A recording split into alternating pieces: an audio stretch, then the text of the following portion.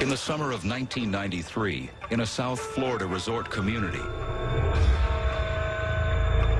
a 20-year-old boy was found beaten and stabbed to death in one of the most brutal murders area police had ever seen. Forensic evidence, yes, you would say that this person had been ripped apart as if by animals. The murder was committed with extreme savagery. It's like a message. He's got something against this person. This was like one of the worst cases of human behavior that I've ever seen. And I've seen a lot of up the road. Soon, a bizarre story unfolded. One of sex, jealousy, and revenge. The twists and turns of this unfortunate crime have generated numerous magazine articles, a book, and a feature film. All explore the question of why did this boy have to die, and die so violently? The whole thing is goofy. The whole thing does not make sense.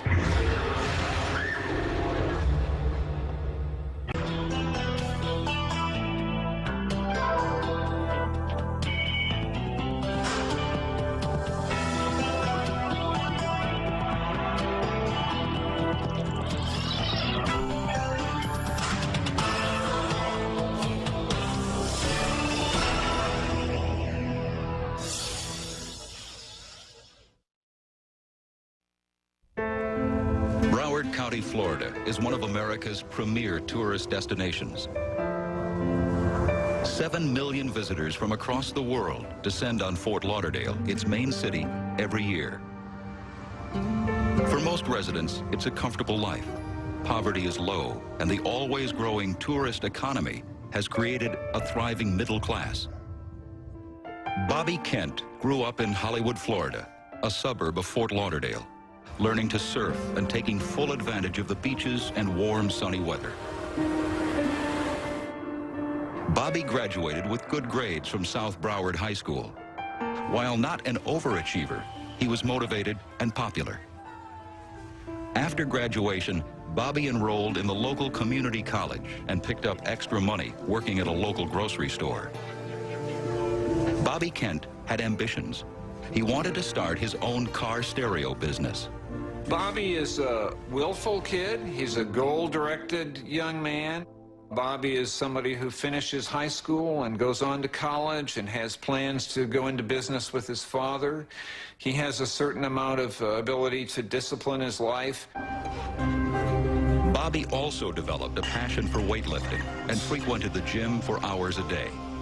He became extremely well-developed, packing some 170 pounds on his 5'6" frame. He had just size, you know? I don't know if you watch wrestling, but like, if you take The Rock and make The Rock a little bit flabbier, just take out the definition, but just like the size and the shoulders, that's how he was. I mean, he was a big dude. On July 13th, 1993, Bobby told his parents he was going out for the evening, with whom he didn't say. Around midnight, Bobby's best friend, Marty Puccio, called Bobby's home. Sorry I missed your call. Please leave a message. When the phone machine answered, he left an unusual message. Marty said he had gotten home safely and was calling just as Bobby requested. I called you. You asked me to call you when I got home. The call woke Mr. Kent, and when he heard the message, he immediately checked to see if Bobby was home. He was not, which was highly unusual. This was a kid who came home at night and went to bed in his bed, and so he hadn't shown up, and his parents were very upset. By the next morning, Bobby still wasn't home. His father was convinced something was seriously wrong and walked to Marty Puccio's house to see if he had seen Bobby. Marty and his girlfriend, Lisa Conley, both answered the door. It's Bobby here. Marty said Bobby had a date with a girl he met at work. He then said he hoped Bobby wasn't a victim of some type of local gang violence. Before he could explain further, Lisa Conley interrupted and ended the conversation. We haven't seen him. So that had the effect of really alarming Fred Kent. He decided that, in fact, something must have happened to his son, and he needed to get to the bottom of it, and he went straight home and called the police. Police treated Bobby Kent's disappearance as a missing persons case. But like Mr. Kent, police thought Marty Puccio knew more about Bobby's whereabouts than he was admitting. Police taped their interview with Marty. Do you have any personal knowledge as to what might have happened to Bobby? I hope he's not. I pray to God he's not dead. Because I don't know how I'd live my life. It'd be very hard for me. The same series of questions was asked of Lisa Conley. Do you know who had anything to do with Bobby's disappearance? If I knew, I would tell you. And police questioned Bobby's other friends to see if they knew where he had gone. One was Bobby's one-time girlfriend, 19-year-old Allie Willis, who didn't have many good things to say about Bobby. Bobby was very abusive, raped her, according to Allie, and beat her up. But Bobby's parents and the police were convinced that of all Bobby's friends, the one he was closest to and the one Bobby always confided in was 19-year-old Marty Puccio. The two had known each other since childhood, growing up 4 doors away from each other in Pembroke Pines, an upscale neighborhood near Fort Lauderdale. The two were unusually close. After high school, Marty and Bobby spent most of their time together. Marty shared Bobby's passion for weightlifting, and both were regulars at the gym.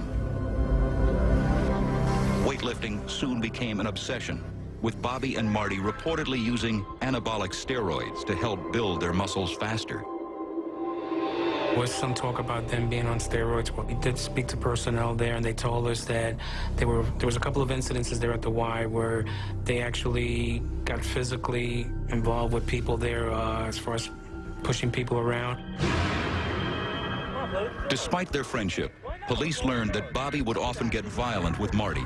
And it wasn't just harmless fun. A friend of both boys related a particularly disturbing story. He said he watched as Bobby forced Marty to play with his pet Doberman. Marty knew from experience that the Doberman would attack him if he went into the backyard and bite him, and pleaded with Bobby not to make him do it, and Bobby insisted. But just as always, Bobby's dog attacked. The dog lacerated Marty's arms and bit him around the legs. When it was over, Marty was bleeding, humiliated, and Bobby was laughing. Dr. Helen Smith, a forensic psychologist familiar with this case, offers a possible explanation. It sounded almost like a sadomasochistic relationship that was going on between Puccio and Bobby Kent. Young boys and girls can kind of play these games where one of them is the instigator of violence and the other one is the recipient, and there's something very satisfying about it to both of them psychologically. Another person who experienced Bobby Kent's dark side was a gay man the boys met at the gym. The man reportedly expressed an interest in the well-built pair, but there was no evidence that Bobby or Marty had any sexual interest in men. But Bobby had an idea, a way he and Marty could use this man to make some money. They would produce and direct a gay pornographic movie with his father's video equipment. Their new friend would be the star. The man agreed. Video consisted of the man standing in front of the camera and dancing naked and performing certain sex acts on himself. I don't know the details of why they were able to get him to do it. I don't believe that they paid him. I think this grew out of a relationship between the three. When it was completed, Bobby tried to sell the video to numerous adult bookstores in the area, but it was poorly made and no one was interested. Bobby and Marty were thrilled with their pornographic efforts and never missed an opportunity to show it to friends. They turned it on. It's some, gay guy masturbating. Bobby's like just staring at like, yeah, this is cool. We made this. And I'm like, okay, it's time for me to go. And he's like, oh, you don't think this is cool? And I'm like, no, and I'll be outside.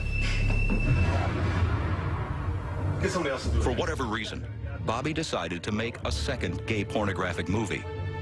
This time, however, his homosexual friend wanted no part of it. When he said no, Bobby became enraged and punched him in the stomach, knocking him to the floor. Marty helped the man up. As the man regained his breath, he got another surprise. Marty punched him too.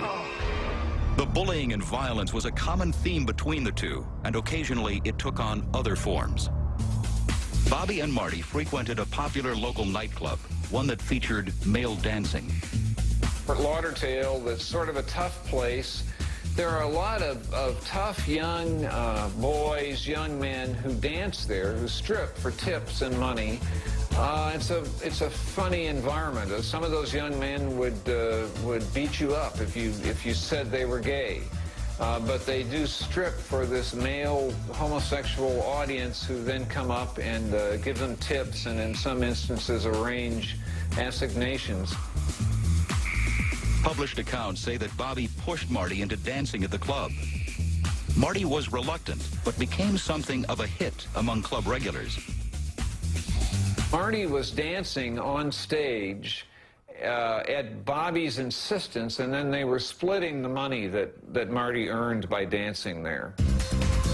When Marty wanted to quit, Bobby refused to allow it and allegedly blackmailed him by threatening to tell friends that Marty was a homosexual.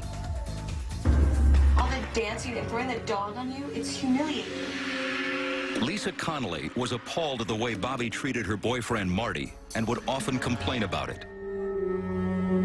But for reasons only dimly understood even now, there was a violent undercurrent in relations between the two. And their aggression was often directed at others, mostly those who were smaller and weaker. At the grocery store where Marty and Bobby worked, there was an adult male who was retarded and was a sacker. And they knew when this man got off work. This is a man who walked to a nearby apartment where he lived. He didn't have a car, and he carried groceries home at the end of the day. So one of their games, both of them, Bobby and Marty, was to wait for this man to get off work and then to follow him along the road, and they would take a football and throw it at the man's head as hard as they could to try to make him fall with his groceries. They thought that kind of thing was funny. And I think that speaks volumes about what kind of kids both of these young men were. 4 days after Bobby Kent's disappearance, Broward County homicide detective Frank Ilaraza was told that a body had been found in a deserted location near the Everglades. The decomposing body was clad in the white t-shirt and jeans Bobby Kent had last been wearing. The driver's license on the victim provided positive identification. It was Bobby Kent.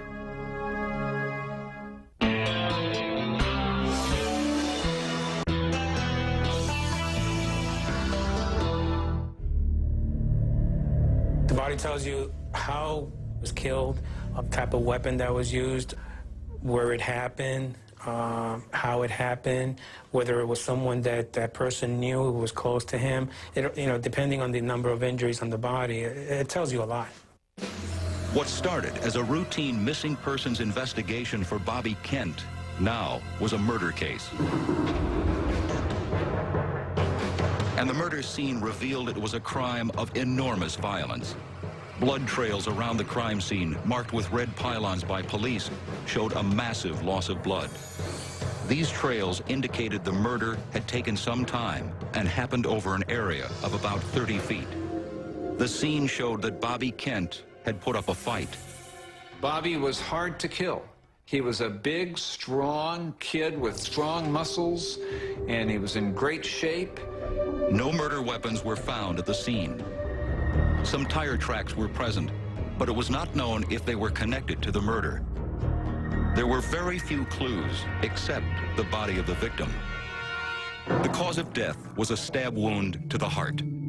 There were also stab wounds in the back and front of his neck and in the abdomen.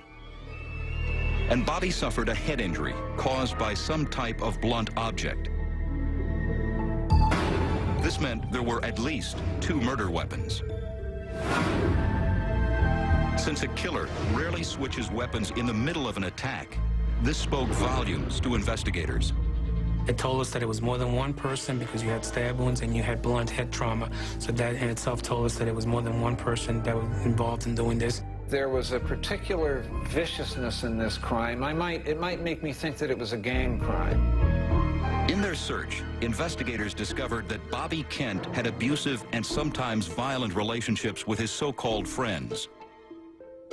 This was certainly true of his best friend, Marty Puccio, but also with Marty's girlfriend, an 18-year-old high school dropout named Lisa Conley. She was slightly overweight and very self-conscious about it. Marty Puccio, a good-looking surfer type with a highly developed physique, was her first boyfriend. Lisa's cousin, Derek DeVerco, said she was obsessed with Marty. If Marty would have told my cousin to get up on a roof and do a half gator and land in the grass, you know, she'd ask, do you want a 10-point dive? She would have done it. Lisa Conley was no fan of Bobby Kent. Bobby ridiculed Lisa, often calling her Shamu the Whale, a reference to her weight. She also believed that Marty was spending too much time with Bobby and not enough time with her. Derek DeVerco also thought Bobby and Marty were unusually close. When I seen one, the other one was always around. They were like the two M&Ms in the commercial, red and yellow. When you seen one, the other one was around.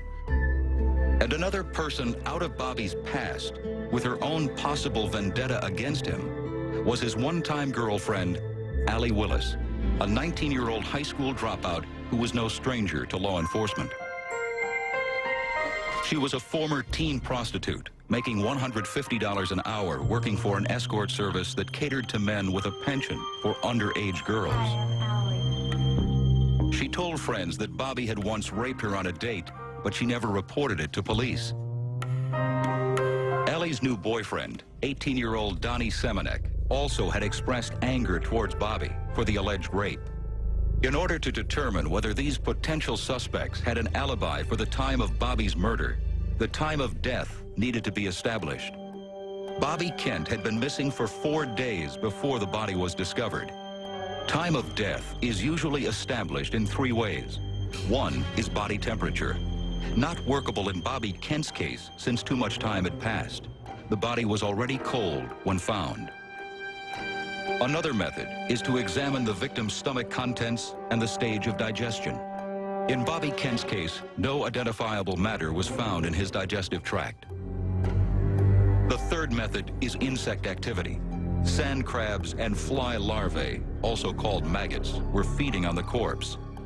It may be very impossible, just given the stage of decomposition, to come up with an estimate of time of death. That's why we use the maggots, because the maggots are a quantitative method of using a scientific means, a natural science means of establishing the time interval of death.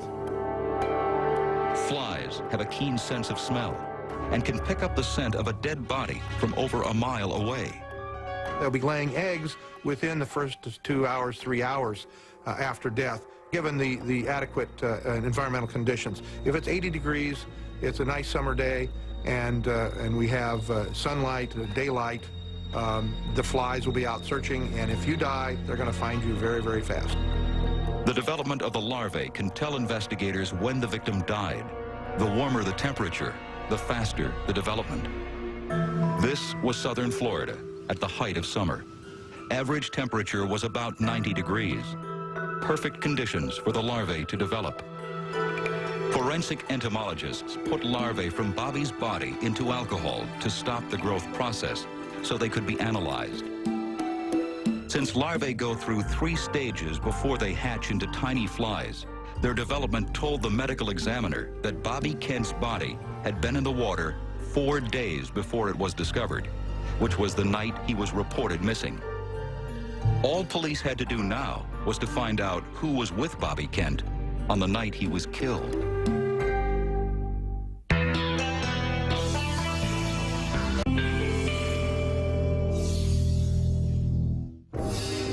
As police searched for Bobby Kent's killers, there was no shortage of suspects. Bobby's best friend, Marty Puccio, Marty's girlfriend, Lisa Conley, and Allie Willis, Bobby's former girlfriend.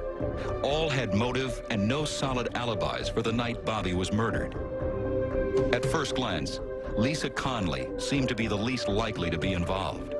She was apparently the only one of the three who hadn't been physically abused by Bobby Kent. But witnesses say Lisa was outraged at the physical abuse her boyfriend Marty suffered at Bobby's hand. Jim Schutz is the author of Bully, a book on the case. She talked about him constantly, nervously. The idea of losing Marty was like death itself to her.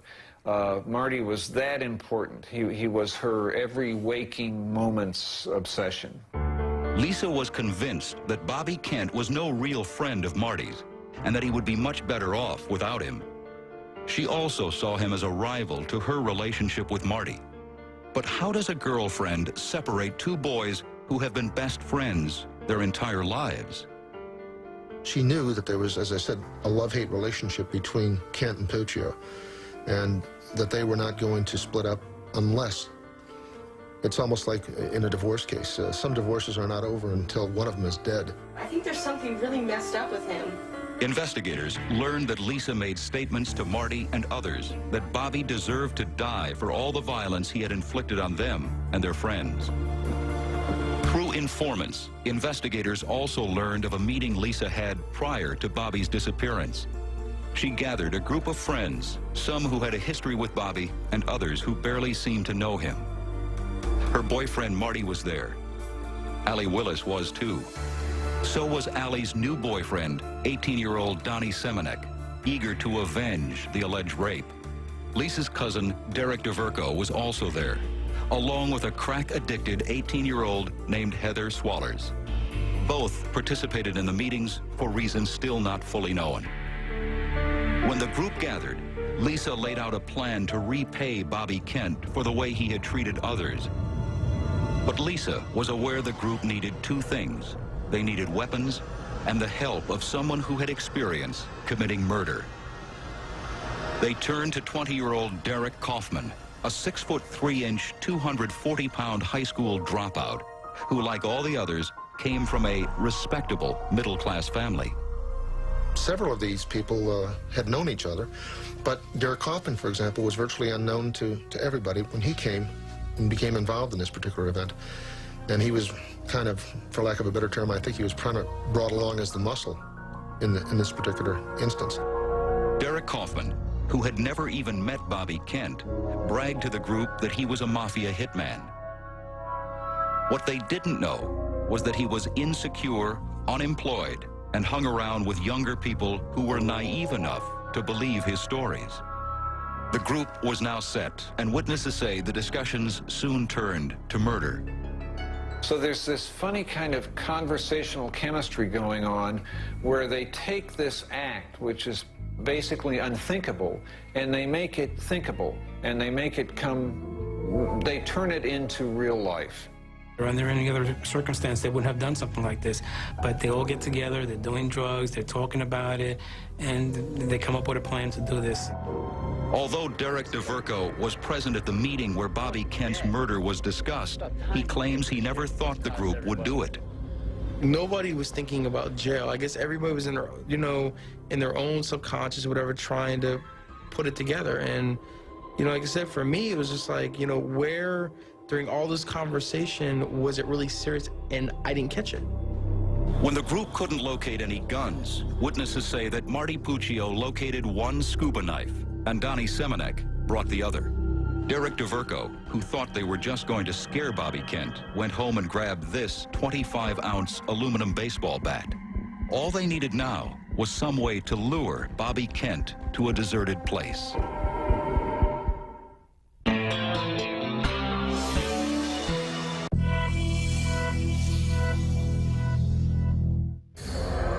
On Wednesday night, July 18th, 1993, Marty Puccio dressed for an event that would forever change his life.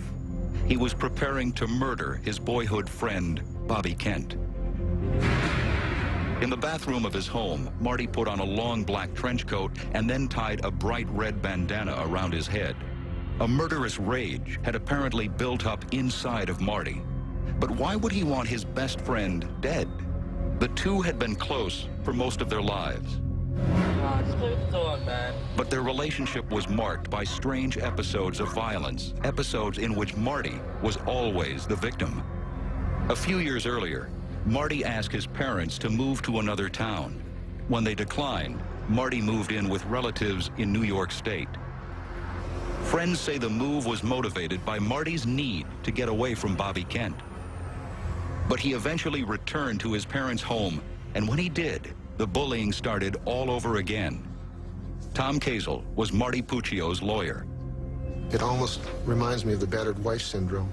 We've heard a lot of testimony, and there have been some psychological studies which show that a woman is justified in killing her husband if the husband is really dominant and beats her up and abuses her either mentally or physically.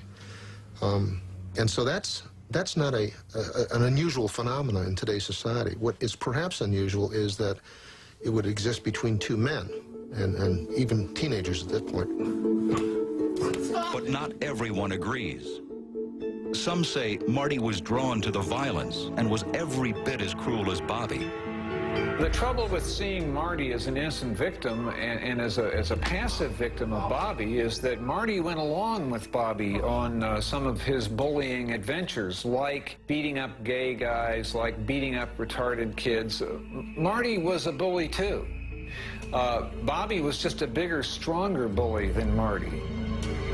Derek DeVerco gave police the names of everyone with Marty and Lisa on the night Bobby was killed. When questioned by police, with the exception of Marty Puccio and Lisa Conley, all told the same story. A story so incredible, investigators at first weren't sure what to make of it. In two cars, they drove to Bobby Kent's house and asked him to join them for a night of partying. Bobby accepted. They chose a remote area about 30 miles inland from the Florida coast on the edge of the Everglades. They pulled off the highway in a desolate area, parked the cars, got out. Incredibly enough, even at that point, as they're getting out of the cars to kill Bobby, they still have not finalized a plan. The plan involved Allie Willis leading Bobby Kent to the water's edge on the pretense of having sex. Everyone headed towards the water, except Lisa, who stayed behind. The cue for the attack was to come from Heather Swallers. I think there are any alligators in there. And when she did, the attack began. Donnie Semenek struck the first blow, a stab wound in the back of the neck. As the girls rushed to the cars, Bobby Kent staggered and called to Marty, begging him for help. Marty, help me, it's free! Marty started coming to him. He's like, oh, Marty, I'm bleeding. Marty just gutted him. Bobby was now surrounded by Marty, Derek Kaufman, Derek DeVerco, and Donnie Semenek. Slowly bleeding to death, he pleaded for his life. Bobby then calls to Marty, my God, and says, I'm sorry for whatever I've done, and begs for mercy. In front of the cars, in the beams of the headlights, Bobby Kent struggled to breathe. Marty straddles Bobby and takes his hunting knife and slits his throat. Derek Kaufman, who didn't even know Bobby Kent, straddled his body with a baseball bat and struck the final blow.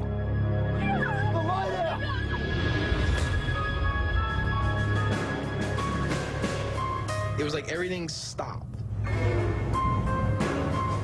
This was one of the worst cases of human behavior that I've ever seen. If anyone says a word about this, I swear I will kill them. Everyone there took that threat seriously. After seeing 3 people brutally kill somebody and like hunt him down, how could I not believe him, you know? And it's just, it scared me to death. The group lifted the body and rolled it to the water's edge, apparently in the belief that alligators would eat it. That night, after he returned home from the murder, Marty Puccio made a mistake. Bobby, this is Marty Puccio. I called you. You asked me to call you when I... The telephone call to Bobby Kent's house, which Mr. Kent found suspicious, prompted him to call police. The police carefully analyzed the conspirators' stories and discovered that they matched the wounds found on Bobby Kent's body at the autopsy. First was a 1-inch stab wound to the back right side of the neck. Not a fatal wound, but the type that would cause a large amount of bleeding. There was a gaping 3-inch wound to the upper right abdomen, struck with enough force to almost pierce the back. A rip in Bobby Kent's t-shirt showed the entry point of the next wound. A stabbing blow to the heart, the fatal wound. 3 chambers of the heart muscle were punctured as the knife passed all the way through to the left lung. On the right temple was a 2-inch vertical laceration, the wound caused by the baseball bat. A blow struck hard enough to fracture 2 vertebrae in the upper part of his spine. Finally, there were 2 sawing wounds, one 4 inches long, the other 5, directly across the front of the neck. These wounds were apparently inflicted while Bobby Kent was already flat on his back and semi-conscious, to make absolutely sure he was dead. Police had no doubt these suspects were telling the truth. In this case, you have the body. Without the body, you have a story that's being told by them, but you really have no way of knowing whether that's true or not. But now you have the body, so the body, you're able to show that what they're telling us is consistent with what we have on the body. The knives used in the crime were never recovered. They were thrown into the water after the murder. The bat was found, but tested negative for blood. Police arrested all 7 individuals and charged them with first-degree murder. The defense in all the cases was exactly the same. Each kid tried to argue through his attorney or her attorney that he or she was not the principal actor, was in fact just an innocent bystander. The common theme you heard both in the courthouse and from the parents was these were good kids, or this was a good kid who was just in the wrong place at the wrong time. In an already bizarre case, investigators learned about an earlier attempt on Bobby Kent's life, one that would prove conclusively who had masterminded his murder.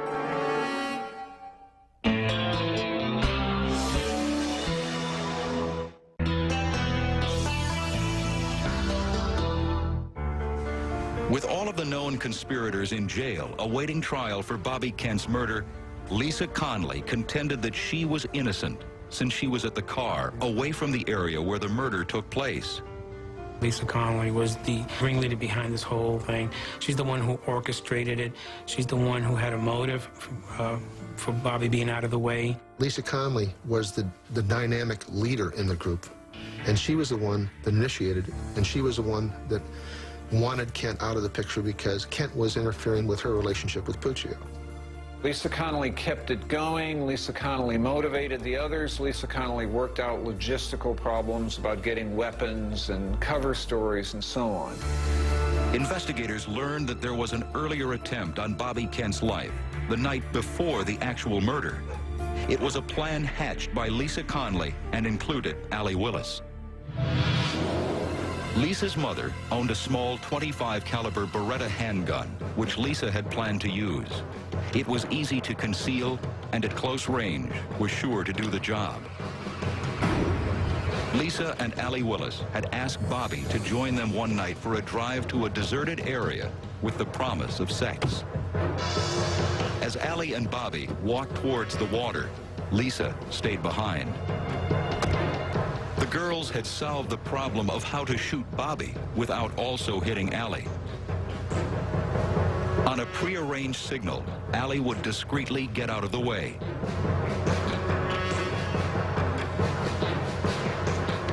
Giving Lisa a clean shot. With Bobby's life in her hands, she couldn't do it. Bobby left the scene completely unaware of how close he'd come to losing his life. Lisa was also afraid the gun could be traced back to her because of ballistics and the fact that the gun was registered in her mother's name. Despite this failure, Lisa still pushed for Bobby Kent's murder. The second time, she was successful, although she still maintains her innocence. For experts on teen violence like Dr. Helen Smith, Lisa Conley's unwillingness to accept responsibility is no surprise. Girls typically have a really hard time with direct aggression, and there's a couple of reasons for that. And one of the strongest reasons is girls want to avoid responsibility, okay? If you commit a murder and you can instigate the murder and get everybody else to do it, manipulate people into doing what you want them to do, then you're not responsible. She said up until the end that, look, I'm not responsible. I didn't touch the guy. South Florida, and soon the nation, were shocked by the brutality of the crime. How, the public asked, could a group of middle-class teenagers become capable of such violence? Dr. Charles Patrick Ewing, author of Kids Who Kill, says the answers vary, and that there's no clear-cut explanation. What starts out as an idea or a fantasy only becomes reality when one of the people in the group acts on it, and then that act by that one person unleashes the acts of the others. It gives permission to the others to act out violently, and in some cases it stimulates violence. Among members of a like-minded group, an almost pack mentality can develop, and on rare occasions spiral into murder if one or more members of the group can convince the others that their violent fantasies are justified. Almost all experts familiar with the Bobby Kent case say that if just one of the conspirators had pointed out that there were real-life consequences for murder, the whole plot may have unraveled.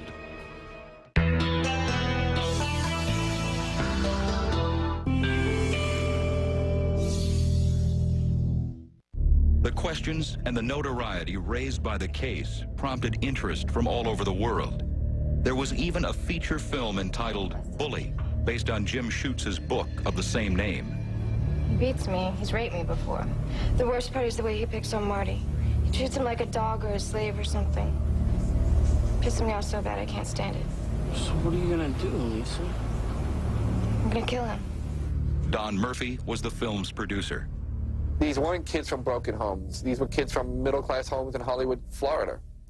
These weren't kids who you would normally think would get involved in something like this. So to me, what was fascinating was the dichotomy. And to me, what was fascinating was I could see why they would want to kill this guy. And then I couldn't understand why they did. And I thought if I could convey that in a motion picture, you'd have something pretty special. That aspect of the case is one that continues to generate controversy. Was Bobby Kent, in fact, a bully? Or was this just a convenient defense for a group of bored teenagers, all high school dropouts, who had nothing better to do with their lives than killing someone? 20 months after Bobby Kent's murder, all of the conspirators went on trial, and all pleaded not guilty. Each said they weren't responsible. They were just along for the ride, and all pointed their fingers at one another. In 7 separate trials, all were found guilty of murder and conspiracy. Derek Kaufman, who struck Bobby in the head with the baseball bat, got life in prison, as did Donnie Semenek, the first one to stab Bobby. Allie Willis was sentenced to 40 years in prison. This was later reduced, and she is now free. Heather Swallers turned state's evidence, served 6 years in prison, and is also free. Derek DeVerco, who was there at the murder but did not strike Bobby Kent, is now free after spending 6 years in prison.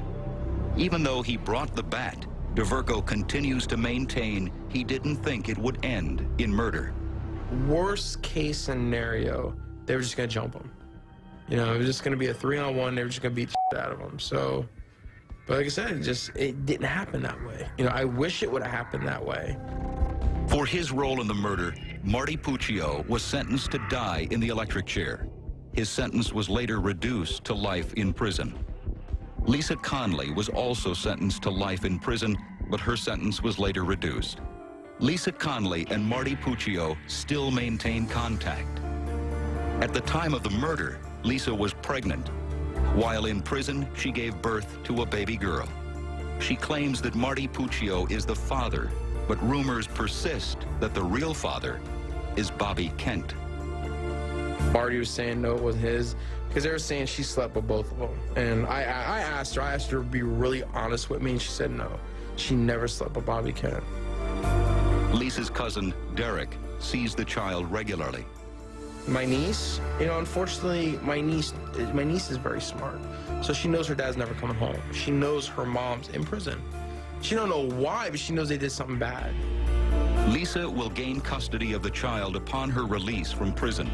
Her relationship with Marty Puccio, the one she protected so obsessively, is broken but still alive.